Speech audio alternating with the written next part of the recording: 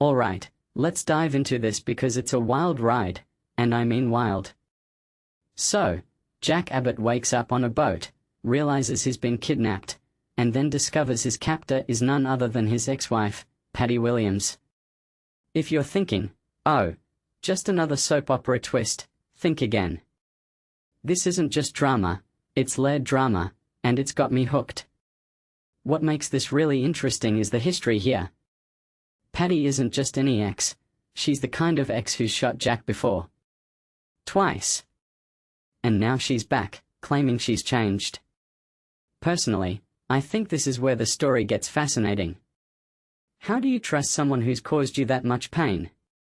And more importantly, why would Jack even entertain the idea? Peter Bergman, the genius behind Jack, nails it when he talks about the complexity here. He mentions how Jack is initially quite scared, which makes sense, I mean, who wouldn't be? But what's brilliant is how Bergman layers Jack's fear with curiosity. Jack knows Patty's history, but he also knows she's unpredictable. One thing that immediately stands out is how Bergman describes Patty's return as spontaneous magic.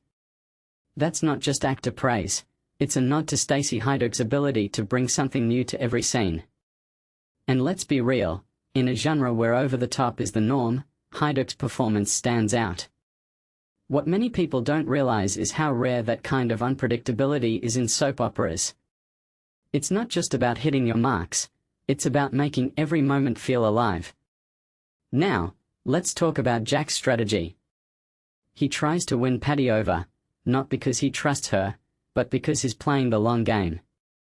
Personally, I think this is where the story gets meta. Jack knows Patty's obsession with him, so he uses it against her. But here's the kicker, Patty's not just some pawn in Victor's game, she'd do this for free. That's how deep her feelings run. And that's what makes this dangerous. It's not just a kidnapping, it's a psychological tug-of-war. If you take a step back and think about it, this isn't just about escape, it's about survival, manipulation, and maybe, just maybe, redemption.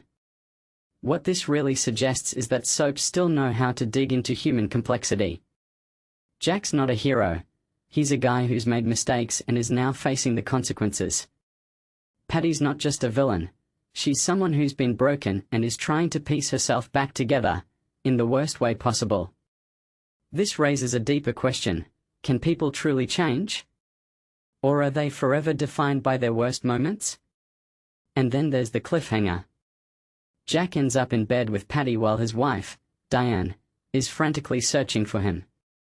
Bergman teases that this is just the beginning, and I'm here for it. What this really suggests is that the fallout from this won't just be personal, it'll be seismic. Bergman says there will be scars, and I believe him. Because when you mix love, betrayal, and mental instability, the only outcome is chaos. From my perspective, this storyline is a masterclass in how to keep viewers invested. It's not just about the plot, it's about the emotions, the history, and the questions it leaves you with. Will Jack ever truly be free of Patty's shadow? Can Patty ever find peace? And what does this mean for everyone else in Genoa City? So, here's my closing thought. Soap operas often get written off as over-the-top drama, but when they're done right, they're a study in human nature. This isn't just a story about a kidnapping, it's a story about trust, redemption, and the scars we carry. And honestly, I can't wait to see how it all unfolds. What do you guys think? Is Jack in over his head, or does he have a chance to turn this around? Let me know in the comments below.